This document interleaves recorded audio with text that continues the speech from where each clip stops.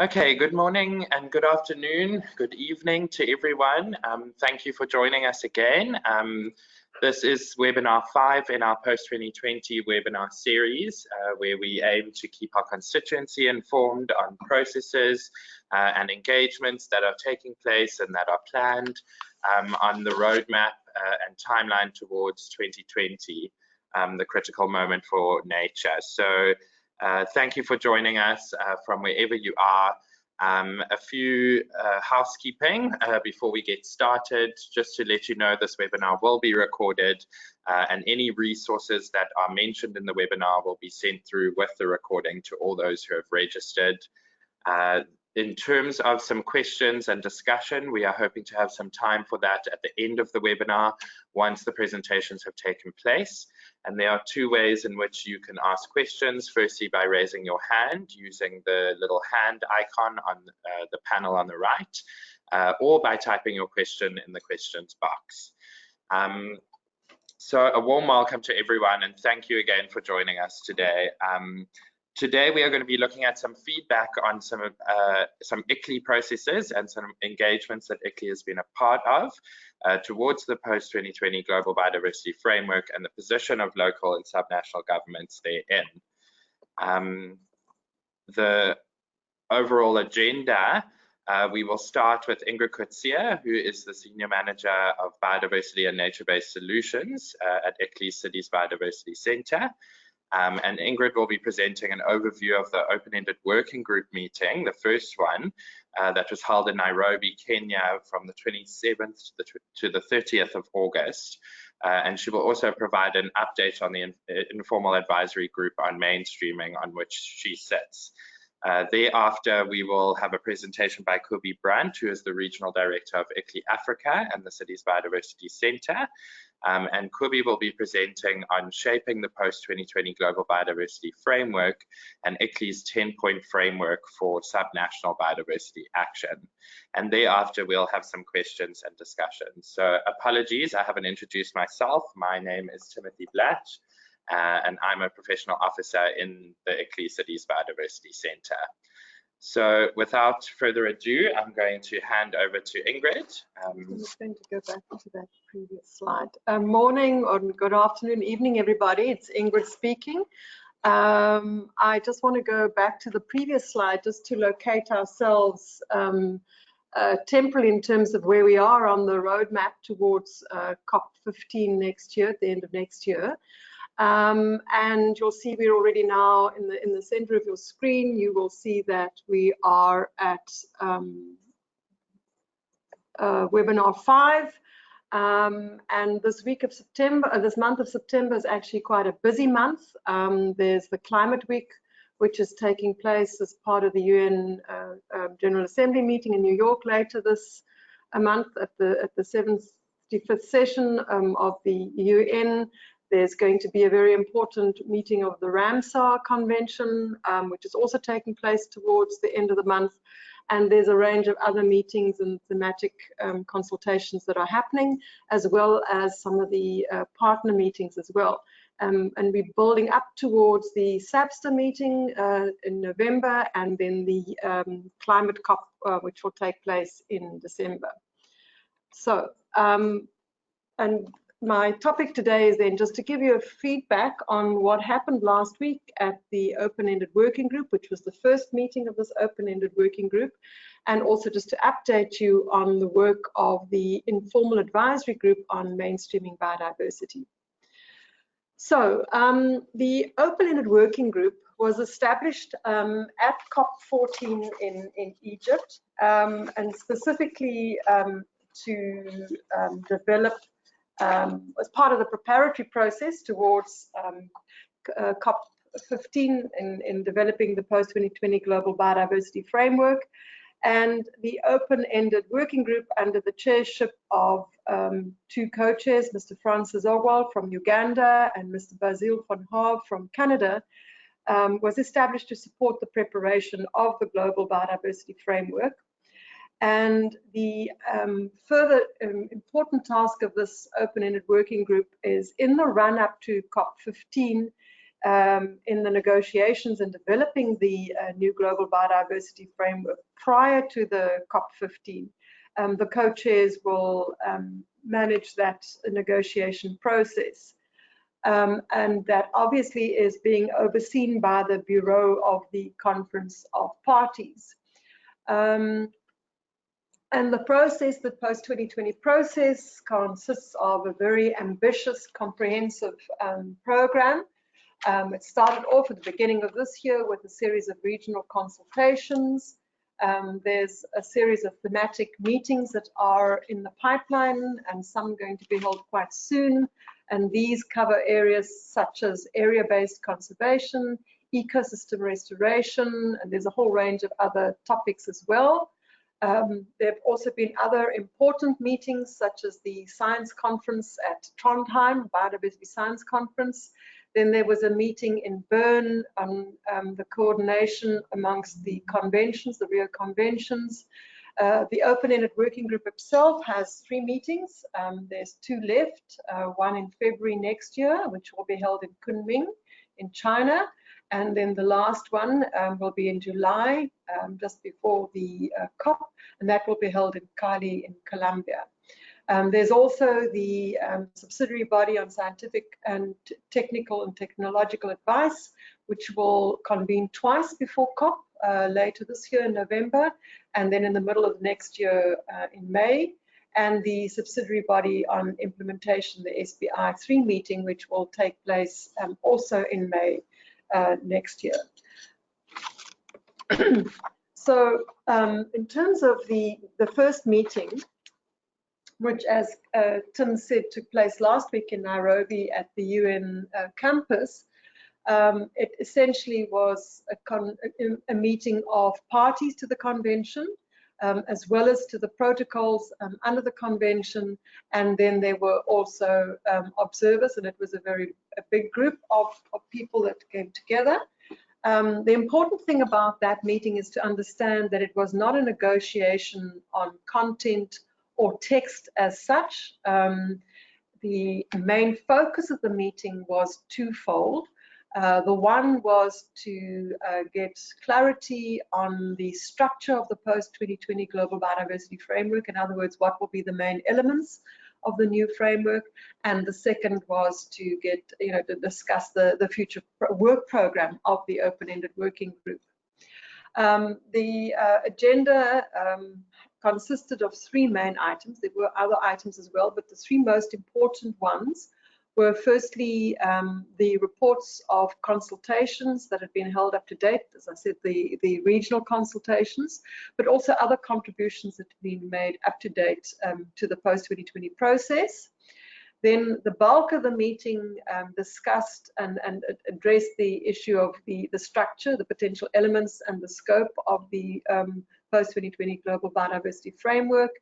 And then the last day was spent talking about the future work program of the Open-Ended Working Group, allocating tasks to the different intersessional bodies and processes, etc. There were several outcomes coming from this meeting, and I'm not going to go into details about all of them. I'm just going to highlight some of the most important ones, particularly those that are of relevance to our local and subnational government constituency. The first was the adoption of a non-paper on the possible elements of the Global Biodiversity Framework. Then there was an agreement on a very, very long list of meetings and consultations and workshops that are going to be held in the run-up to COP15 as we develop the Global Biodiversity Framework. These included meetings that are being organized and convened by the CBD, as well as other UN bodies, but also meetings that are being organized by various other actors and partners, including local government networks such as ICLEI, the IUCN, various sector interest groups, the business sector, FAO, etc., etc. The other thing that was important coming out of the open-ended working group was that it was agreed that the co-chairs and the executive secretary, in other words, the CBD, the secretariat, will prepare a zero draft text of the new global biodiversity framework, and that this would be ready before the second meeting of the open-ended working group, where they will obviously discuss more content and substantive issues. In terms of the future work plan, it was also agreed that a more detailed work plan would be presented at the informal briefs that the co-chairs will do at the SABSTA meeting, the subsidiary body on scientific, technical and technological advice.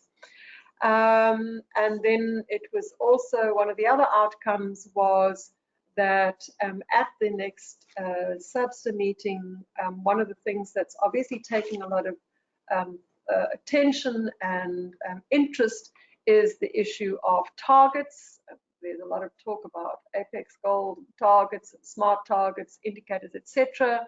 And it was agreed that at the November SABSTA meeting that there would be guidance coming from SABSTA on specifically on goals, on targets, what are smart targets, what are appropriate targets, what are the indicators that we need to be looking at, baselines, looking at the monitoring frameworks, all of this obviously in relation to the loss of biodiversity and being important means to measure and to achieve transformational change within the scope of the convention, the three objectives of the convention. So as far as the possible elements of the global biodiversity framework is concerned, this took up a lot of the discussion, and most of the parties made numerous inputs on this, and the sort of agreement was that the main elements would be, there would be a rationale and scope. Then we would focus on the sort of 2050 vision. There would be a section dealing on the 2030 mission. The discussion also around apex goal, milestones, etc. A lot of it would, a very important element would be looking at goals, targets, sub-targets and indicators, and there was a lot of discussion around how these targets should be structured, what type of targets, what they should, what sort of areas they should cover, etc. There was also an important discussion on the cross-cutting issues and approaches and what these are and what should be covered under them. There was a lot of convergence around this, but also a lot of divergence. Some of the issues that they identified under this particular heading or aspect would be things, for example, like mainstreaming in relation to the various production sectors like agriculture, forestry, fisheries, aquaculture, tourism, energy, mining, infrastructure, manufacturing, processing, etc. Gender was an issue that was raised, indigenous people and local communities, the importance of partnerships, intergenerational equity and rights-based approaches, and connectivity. So as you can see, a very wide range of topics being discussed under so-called cross-cutting issues and approaches. And then also a lot of discussion around implementation, what would be the sort of means for implementation. An important thing there was that NVSAPs are seen as the main mechanism for implementation, and the other things that they talked about was the sort of monitoring mechanisms, reporting, the question of voluntary commitments, compliance monitoring, the importance of transparency, etc. Just one important point to make here is that there is opportunity to make submissions on the structure of the Global Biodiversity Framework, and the deadline for this is the 15th of September 2019, and the documents are available on the CBC website. As far as possible implications for local and subnational governments are concerned, just two important things to say: that ICLEI, together with representatives from the province of Quebec, who were representing the advisory committee on subnational governments, presented a 6-minute opening statement on the first day. And then the other point in which we really emphasized the importance of local governments and subnational governments, and the fact that they have a real contribution to make in terms of not just the negotiations going forward, but also once the new Global Biodiversity Framework is in place, obviously in the implementation, in monitoring, reporting, etc. And then there was also on, I think it was the 29th, the discussion under the Future Work Programme. There was a statement also delivered by ICLEI on behalf, this time, of the local and subnational government constituency in relation to the Future Work Programme and what we were sort of, we were expecting and committing in terms of that. So as a result, I think of not just these interventions, and both of those submissions were presented by Kobie Brandt, our regional director, and the director of the CBC, but obviously also just the fact that local governments have increasingly played a role in contributing to achieving the objectives of the convention.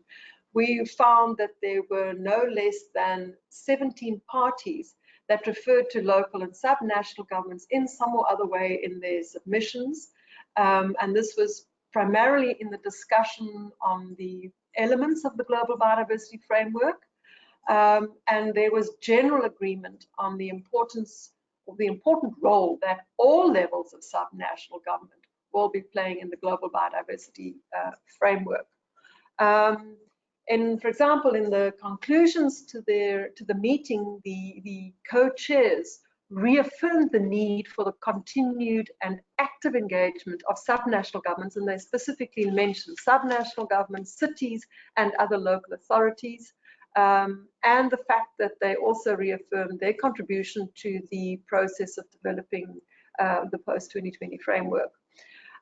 Something else that came out, which is important too, is the point that was made in more than one occasion that the 3 objectives of the convention needed to be treated equally, and these deal with the objective around the conservation of biological diversity, its sustainable use of its components, and the question of fair and equitable sharing of the benefits arising from genetic resources. Something else, as I said earlier, that was important was the NBSAPs are here to stay, and they're seen as the main implementation instrument. And very important in relation to NBSAPs was the question of vertical integration to ensure implementation and achievement of targets, both global and national. And something else that came out was the need to ensure that there was better and stronger alignment between NBSAPs and what is reported in the national reports. And then various of the cross-cutting approaches and issues are important to local and subnational governments, and many of those submissions that I mentioned earlier where parties were referring to local and subnational governments was in connection with this, and they highlighted things such as connectivity and the role that local and subnational governments play, not just there, but also in partnerships, in mainstreaming, etc. So some of the other views that were expressed relating specifically to local and subnational governments was that there must be a prioritization of equal distribution of biodiversity, specifically conservation costs and benefits across all levels of government, from local to global, and that it should not just focus on national or global. I've already talked about the issues around the emphasis that was placed on the role that local and subnational governments can play in mainstreaming, partnerships, connectivity. But the point was also made that these aspects, or these cross-cutting issues and approaches, are of equal importance. They're not of less importance to some of the other aspects, and they should also be reflected in appropriate goals, targets, and indicators. Again, more than once the point was made that it's important to engage all levels of subnational governments. And then very importantly, there was a lot of views around reviewing the decision of COP10, decision 1022, on the plan of action on subnational governments, cities, and other local authorities, and to develop a more ambitious plan which would enable parties to support efforts and recognize the contribution of cities, local and subnational authorities. And this actually is one of the points that Quibi made in her presentation in the opening address. And there was also support expressed actually for ICLEI's 10-point framework, the draft that Quibi floated at the Open-Ended Working Group, and which she will present on a little later this morning, so I'm not going to dwell on that more. Then, as I said, there was a very ambitious future work program, and this is just a list of some of the major meetings. It's impossible to actually reflect them all. It's literally pages long, and it's a very complicated work program. I've referred to some of them, as I said, the substers, but there's also some local and subnational meetings, such as the one that's being organized in Brazil in early February next year. There's another one that the Scottish government is organizing, also for subnational governments, which will be held in April of next year. There's the IUCN World Congress that will have a special focus on cities. And there are numerous meetings. Some of the thematic workshops include issues around also resource mobilization and capacity building, which besides things like ecosystem restoration are obviously also of importance for cities and subnational governments. And at this point, what I want to do is just briefly just give you some information and some updates on the work of the Informal Advisory Group on mainstreaming. As we have reported previously, ICLEI represents the local and subnational constituency on this advisory group on mainstreaming. So it was interesting to note that there were various views expressed at the Open-Ended Working Group on mainstreaming, and again these reaffirmed the significance and the importance of all levels of subnational government, where they were saying that mainstreaming is something that needs to happen across government and across all sectors, and that they viewed cities, local authorities and subnational governments as having a very broad support in order to implement mainstreaming. The views of the IAG, the advisory group, is that mainstreaming, obviously being mooted as a cross-cutting issue, is also the pathway to transformative change. And something else is the importance of harmonizing biodiversity and development strategies between all levels of government on the one hand, and the importance of decentralized cooperation for mainstreaming on the other hand. And again, this is something where local and metropolitan and subnational governments will come in. At the moment, the focus of the advisory group is on preparing the long-term approach to mainstreaming, or the LTAM as it's known. And essentially the objective or the goal is to identify priorities for action, to look at the sort of, what's the scientific evidence of impacts and benefits, who's going to be the key actors, unpacking some of the previous COP decisions. There was a Cancun declaration on mainstreaming in 2016, and then there was a very big decision last year at the Sharm el-Sheikh COP also on mainstreaming, and then the question of how do you assess and monitor progress around mainstreaming. So the current focus is on developing a skeleton for the long-term approach to mainstreaming. Some of the issues that we are looking at is, for example, issues of risk management, and this is something that speaks directly to cities.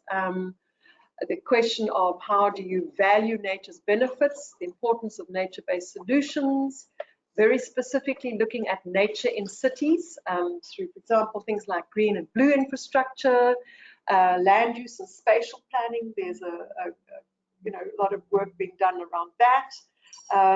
The other thing that's coming up is that it's no longer good enough to just make small concessions or just talk about business as usual. We need a whole new and very transformative approach.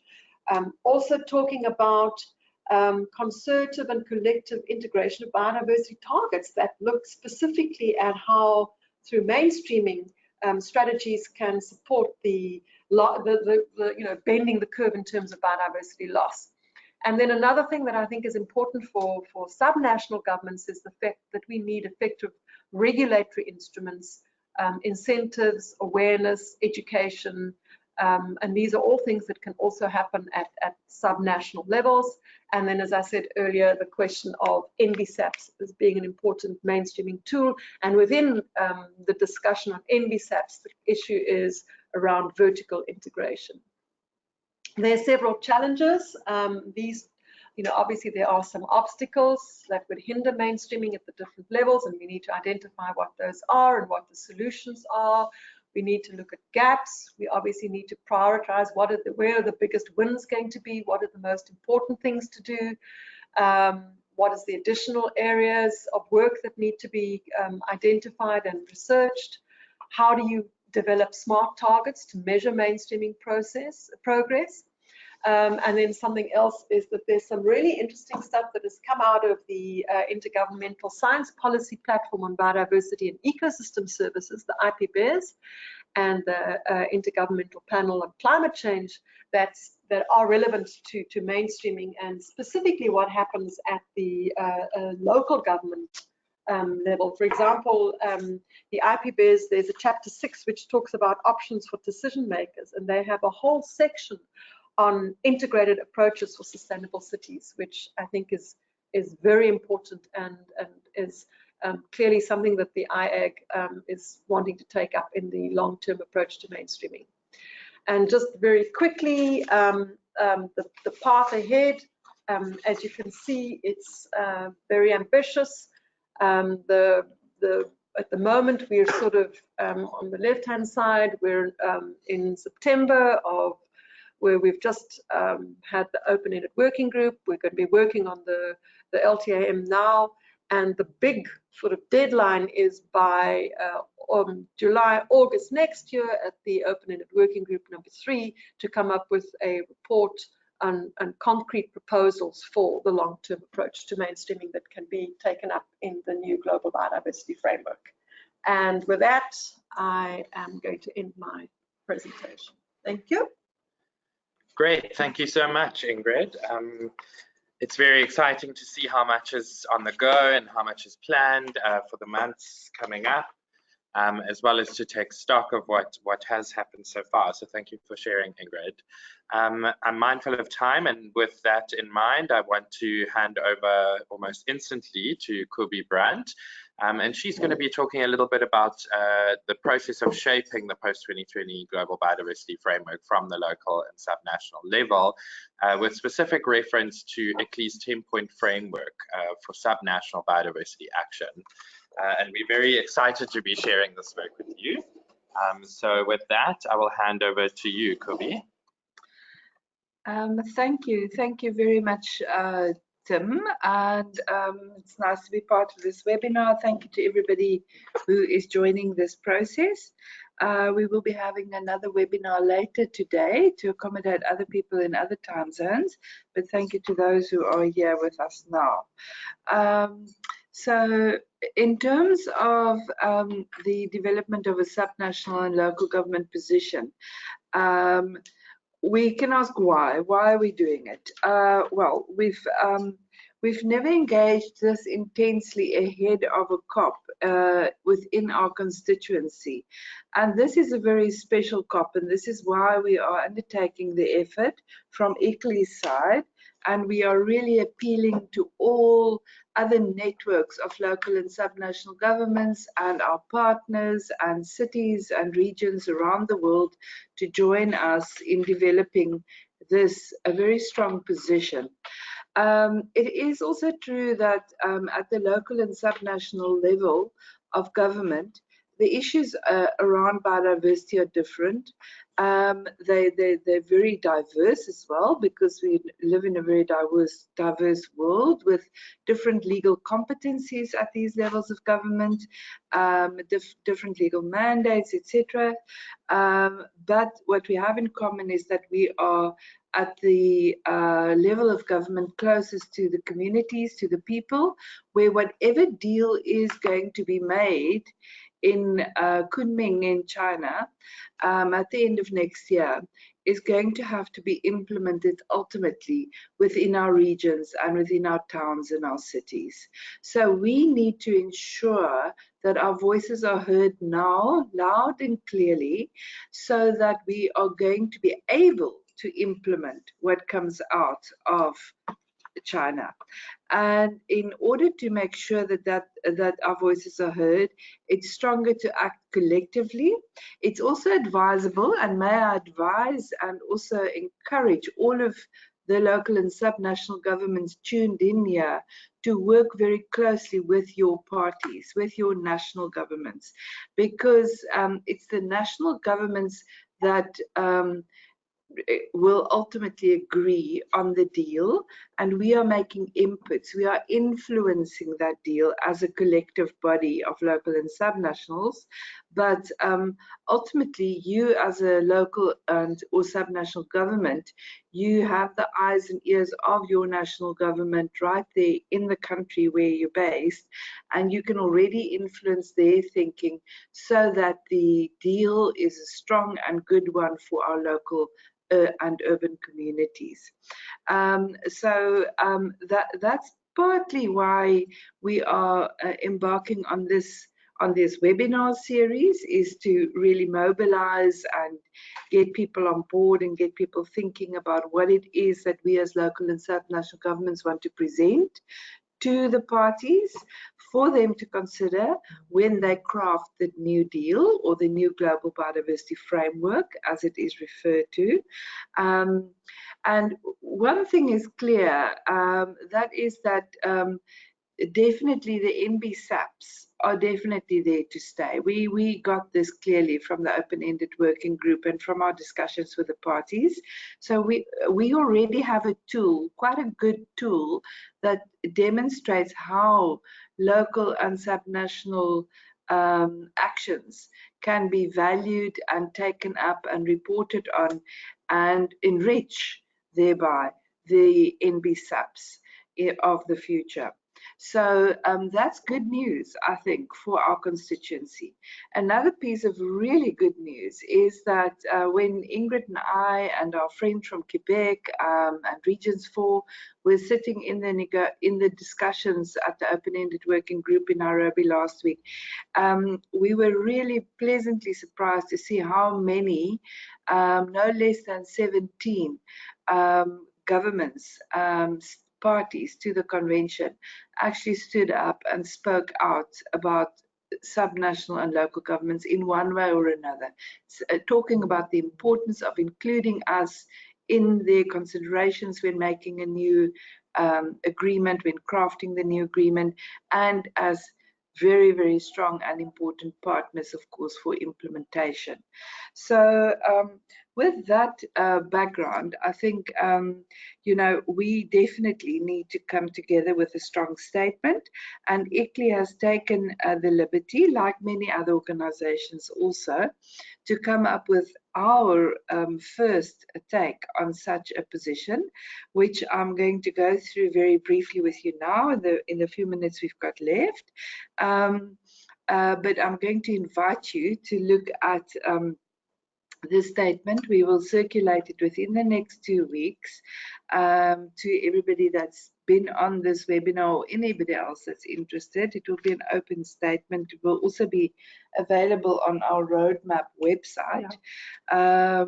So at this point, please bear in mind that this is ICLEI's input, and it's very much a draft, and it's very much calling for inputs and enrichment from anybody within ICLEI, but also anybody from other networks of local and subnational governments, as well as any other stakeholder in our broader constituency. So we want to craft a very inclusive statement, which we want to take to the next open-ended working group as something not just from ICLEI, but something from our broader community of cities and regions. So please do feel free to make your comments, and please do not feel that our 10 points need to be the 10 points that we take forward, and feel free to really make your points heard and felt.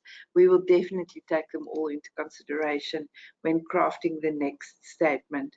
And by the way, we have a subnational and local government area where we are seated in these open-ended working groups. So anybody who wants to join us in Kunming in February next year at the open-ended working group number 2, you are most welcome. Just please notify us beforehand so that we can help with your registration as part of our constituency.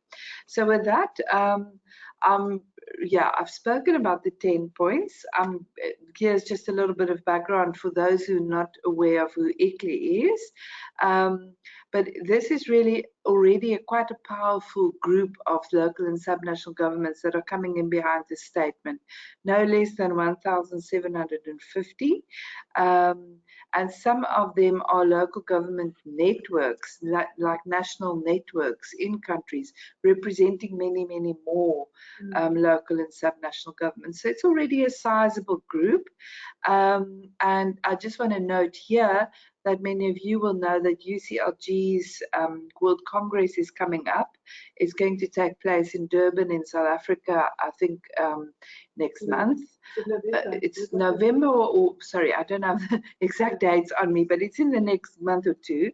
And we will be presenting this draft statement there as well at a high level intervention, and UCLG will hopefully then also make their formal inputs as a network, working closely with us, so that by the open-ended working group in China, we'll definitely have the UCLG community coming on board the statement as well.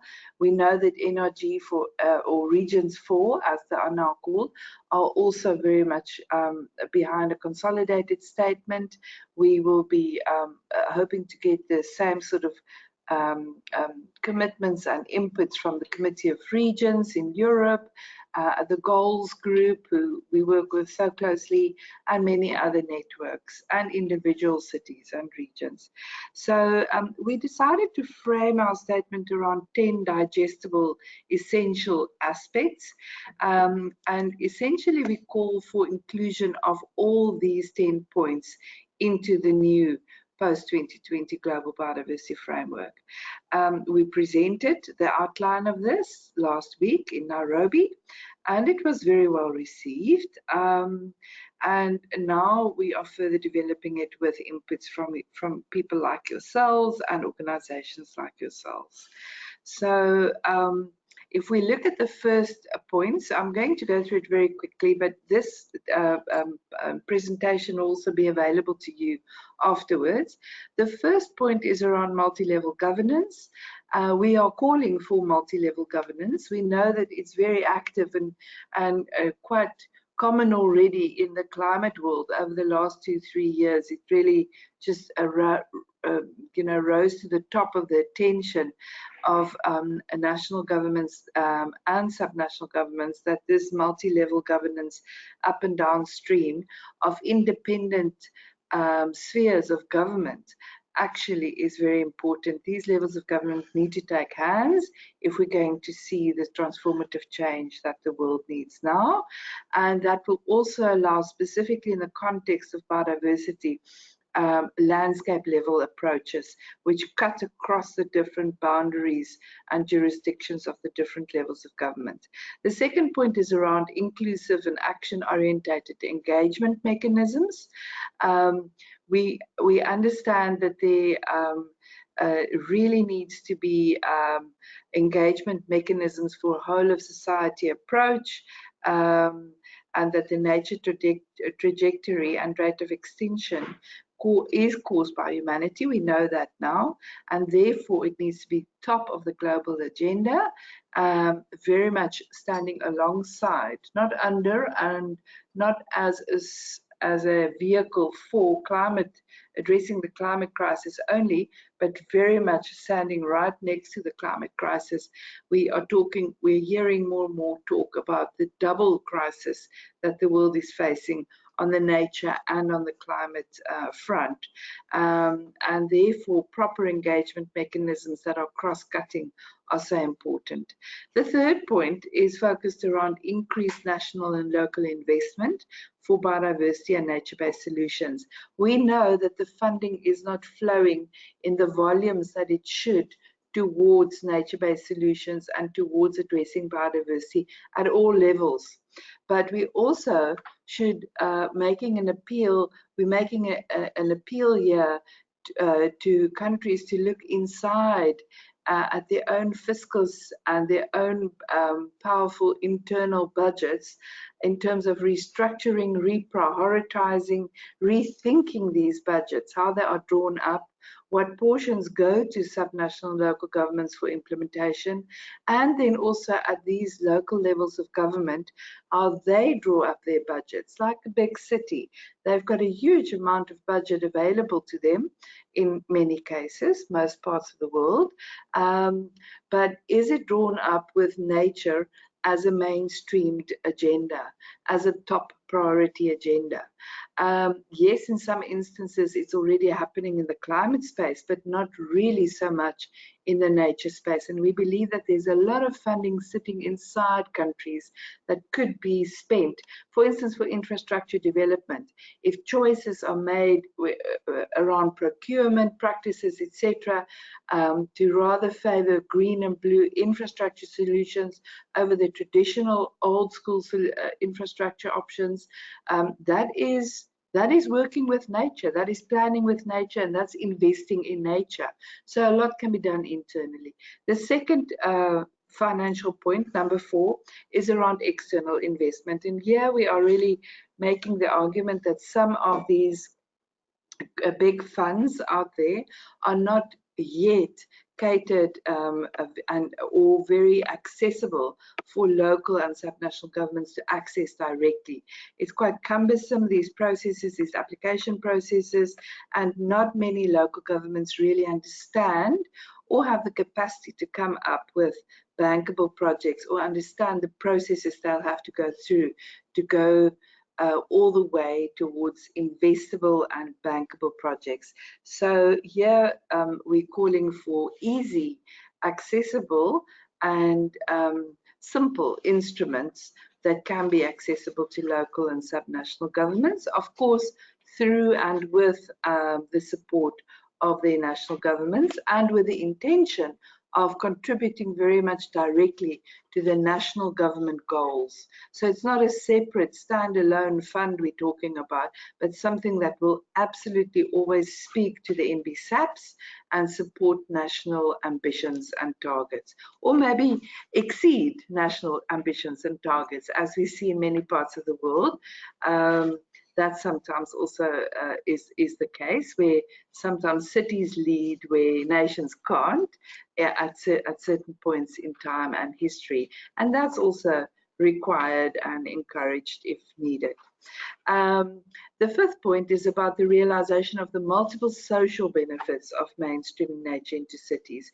There's a lot of evidence coming out around the multiple health benefits and well-being benefits of our communities, which more than half of our population already live in urban spaces, and the trajectory we all know is really pointing towards an urban century, and we already in a sense are living the urban century. So we need to make sure that the quality of life for people in cities is one that connects them with nature. The reconnection with nature for our younger generations and for our existing generations and future generations is absolutely vital. We know now for mental, physical, social, and spiritual well-being, connecting their culture and their society very much with nature is very much part and parcel of us. After all, we are a species, just like any other species in nature. And then, so that whole argument about the social health and well-being that can only be achieved through a society deeply connected with nature and deeply valuing nature and deeply engaging with nature on a daily basis, touching, feeling, seeing, smelling, and engaging, understanding where food comes from, all those things. That is captured in that point.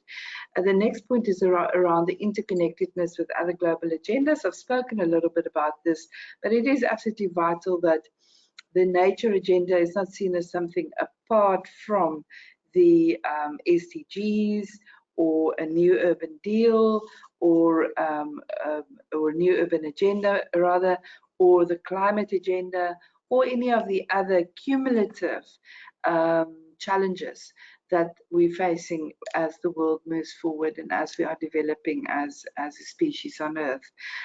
It's vital that we do make these connections, and we're calling for very direct and strong connections. This came out, I think, universally from all parties that spoke last week in Nairobi. Everybody wants to see stronger links with the other Rio conventions, but also with all the other global agendas. Point number 7 is around knowledge, research, and science. We know that we do not have enough data. We do not have enough evidence-based arguments in all instances about the importance of nature and the role that nature plays in pulling our society, in servicing our society in terms of ecosystem services and goods on the one hand, but also on the other hand, what it actually, what the sum total of these benefits are for us to live with nature. We know we can't live without nature. Nature can probably live without us, but or definitely, but it's not necessarily the case the other way around. So, but we need more science-based information for these arguments and for designing bankable projects, investable projects that are attractive to both the public and the private sector to come on board and make sure that these projects ultimately get implemented. Downscale data, specifically at the local level, is still very much, you know, it's not at the level we want it to be, and it's very much talking to different sets of data, and the collection methods and so on are not aligned. So a lot of work needs to be done there, specifically at our levels, and we're calling on parties to realize that and to enable us to do that.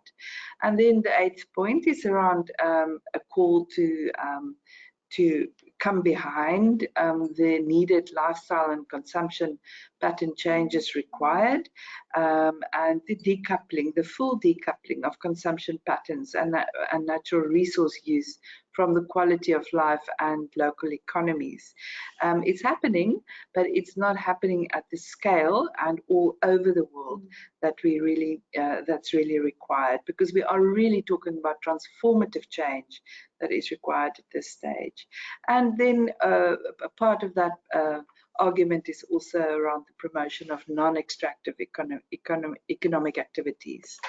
The last, the number 9, second last point, is around calling just for a dedicated, strong decision on local and subnational governments. We all know the plan of action as captured in decision 1022 was the first comprehensive plan of action or decision that was focused on local governments and subnational governments, and that's coming to an end. That plan of action runs till 2020, so we're calling for a second, more ambitious plan of action or decision. What it will be called is still unknown, but that is basically the essence of point number 9.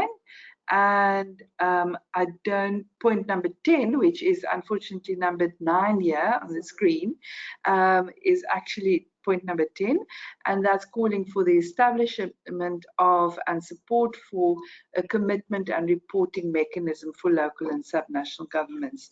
And there we want to make the point that we already have Cities with Nature as such an CBD endorsed platform where cities and other levels of subnational government can make their commitments, they can share their ambitions, and they can share their tools and projects and progresses and engagements that's happening at the local and subnational level.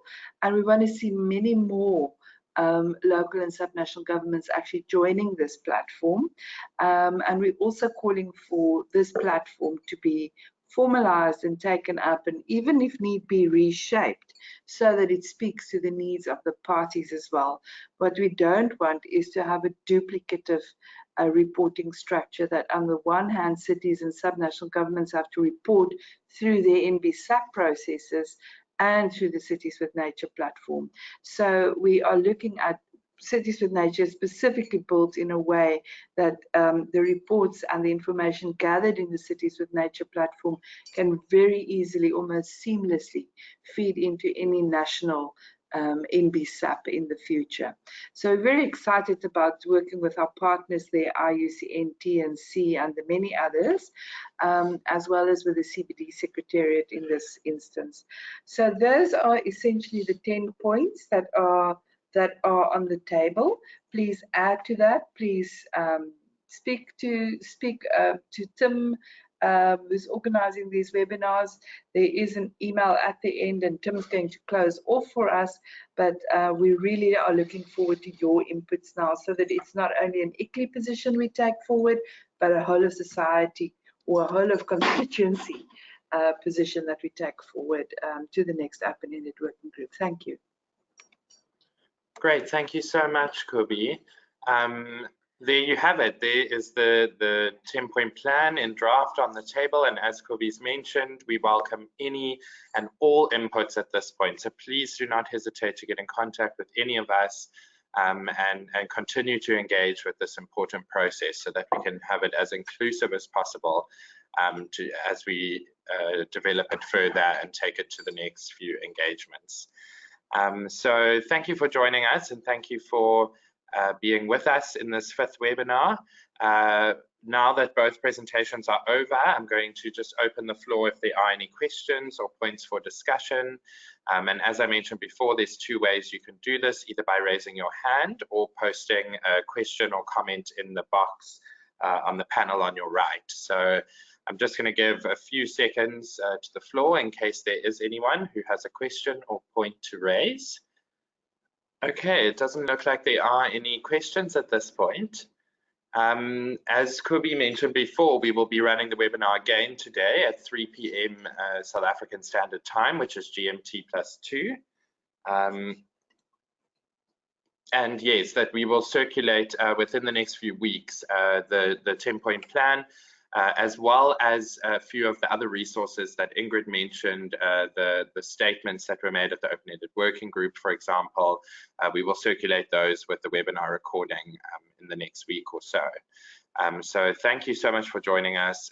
As always, we are so grateful for your continued engagement and participation in this process, and we look forward to welcoming those who will be on this afternoon's webinar, otherwise welcoming you to the 6th webinar, which will happen in a month's time.